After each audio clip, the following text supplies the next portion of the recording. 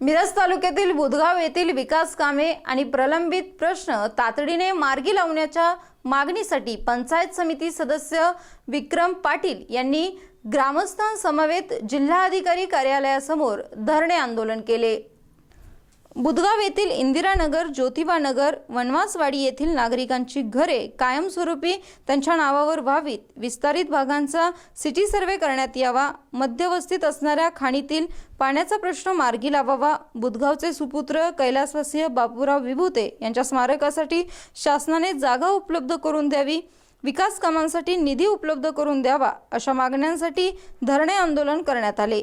यावेळी विक्रम पाटील, बजरंग पाटील, बंडू पाटील, गजानन मोरे, बाळासो पाटील, रामदास पाटील यांच्यासह नागरिक मोठ्या संख्येने उपस्थित होते। बुधगाव गावच्या ऐन उन्हाळ्यात पिण्याच्या पाण्याचा प्रश्न मोठा गंभीर निर्माण झालेला आहे। यासाठी बुधगावसाठी स्वतंत्र पाणी योजना मंजूर करून तातडीने कार्यान्वित करावी। यामुळे नागरिकांचे गावामधील नागरिक प्रचंड हाल होत आहेत। तसेच गावच्या विकासासाठी जिल्हा नियोजन, डीपीडीसी असू दे, समाज कल्याण असू दे, शासनाच्या सर्व योजनांच्या मधून रस्ते, गटारी आदी प्रलंबित विकास कामासाठी फंड उपलब्ध झाला पाहिजे। शासनाच्या अंध, अपंग, दलित या सर्व योजनांचा लाभ सर्वसामान्य गरजू लाभार्थ्यांना मिळाला पाहिजे।